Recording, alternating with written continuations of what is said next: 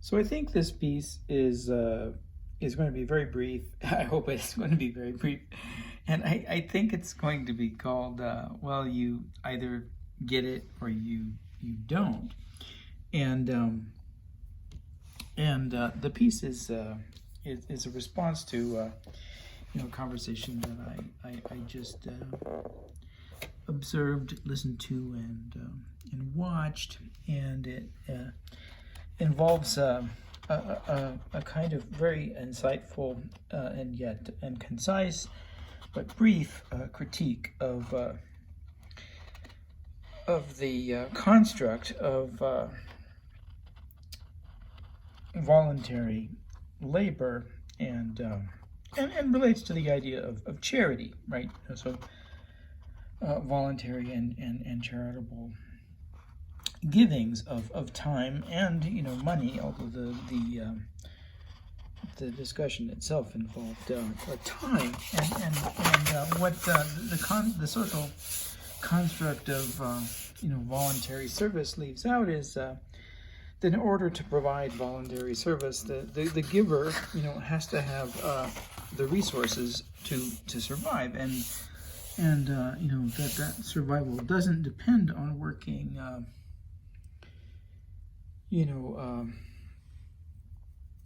60 to 120 hour work week in order to meet the needs of survival that are required from the limited economic resources that are received from one's labor. And so really, the discourse is about, in a certain way, you could say class, if you use that word, or in any case, about how much is received for the labor that one does, and certain kinds of labor are valued more than others, obviously, in our society, and therefore receive greater compensation. And individuals, particularly women, and particularly individuals marginalized in other ways, by our U.S. society, whether those marginalizations belong to categories of race or culture, or ability versus disability, or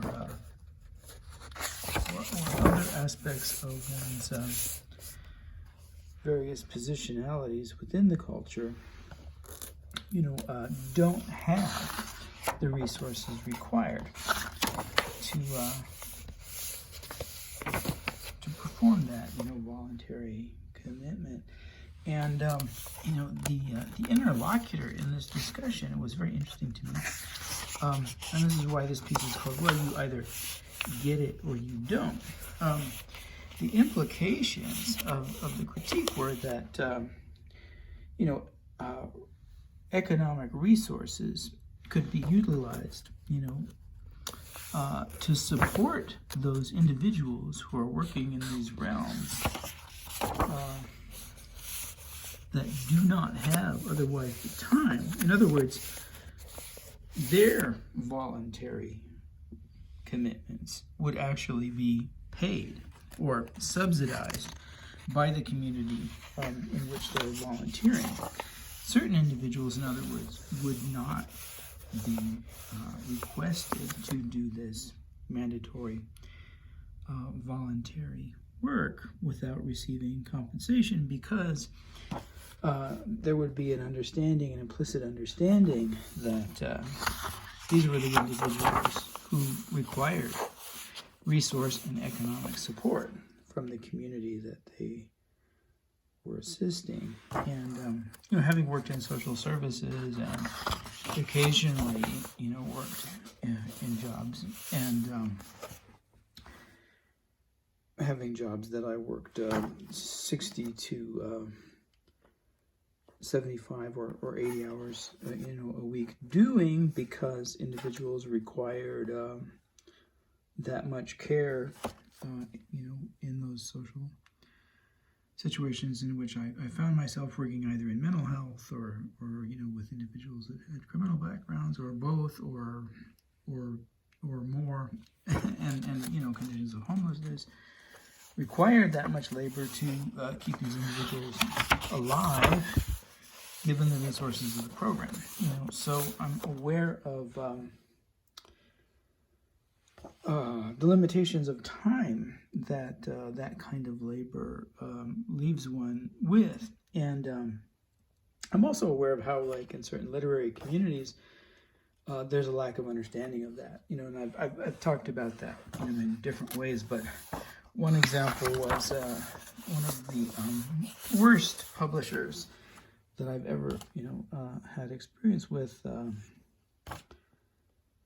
Jesse Glass, after sitting on a collection of my work for 9 months or so, sent me an email, and this is the same time I was working these long hours in an ACT program, dealing with these individuals who had history of incarceration, diagnoses of severe mental illness, and required long periods of homelessness, requires this extra labor and this extra time. And so I get this email from him, and I didn't have time to respond to it for a day or two. And even before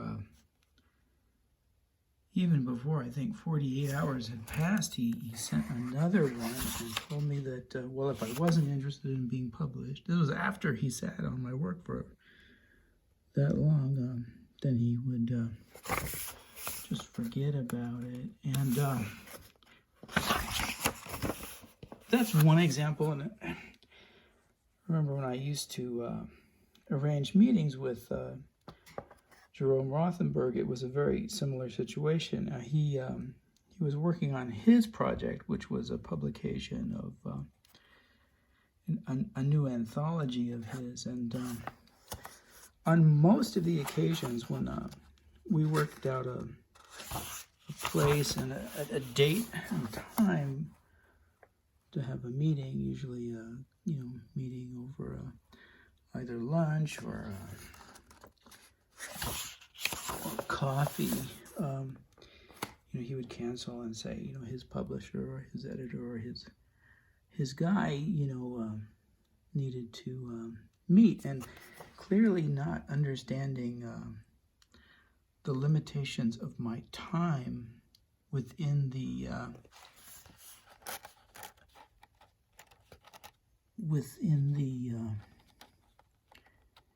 framework of my economic resources, and the massive amount of organizing of a schedule that I had to perform to have a meeting at all, and still,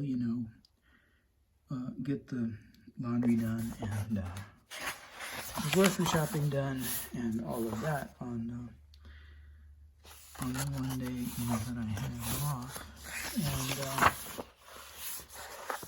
And you either get it or you don't. I remember at one of these meetings that we probably had rescheduled, an individual who was requesting charity, and he was deaf, and he had a little card, a finger spelling card, and he was selling these for whatever he was selling them for, and offered me one, and I signaled to him that I wasn't interested and didn't want it. And I don't give money that way. I'll give a blessing to someone that way, but I don't give money to charitably that way for a number of different reasons. But I don't think that it's economically viable or useful to the individuals generally requesting it, particularly if it's discouraging them from developing in other ways that are more economically viable, which is the way that I perceive this. And Jerry was very eager, to give him money and to take the finger spelling card from him. And I recognize these sort of givings, these sort of charitable givings, as a giving of guilty conscience and as a means of getting people to leave, right? Rather than actually helping them. And I had felt that, I had felt that I had spent my week, as I said, 60 to 80 hour work week, working with individuals who had long histories of homelessness, diagnoses of severe mental illness, and significant periods of incarceration as my my labor, and that it was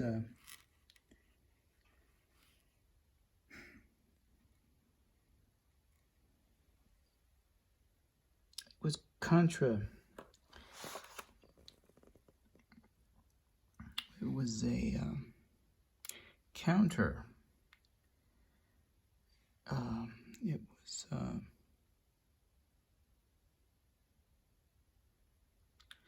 contrary to the purpose and function of that labor to encourage individuals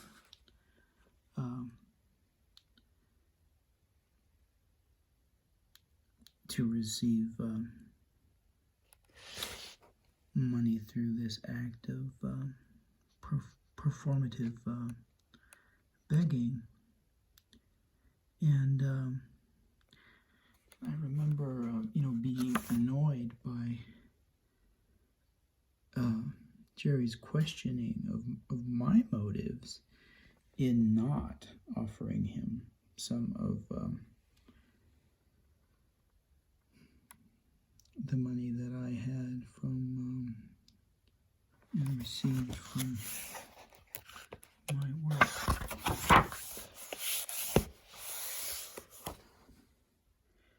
So you either, and I think this is typical. I just wanted to place this in the context of the discussion that I saw. Clearly, the implication of the critique was, maybe we should offer some of these individuals who have less resources than we do some of our resources so that they could perform that work that is so-called voluntary. And the response was as if totally missing the implications of the argument. Oh yes, maybe there are micro ways of those individuals with less resources than ours contributing to this volunteer program with smaller time constraints, or that they could do it maybe on their lunch break or in between the spaces of time that are eaten up by their 80-hour work weeks. And the thing is you either get it or you don't. The middle class is very protective of the resource and the right to the resources that they have earned. And for this reason, not getting it is a kind of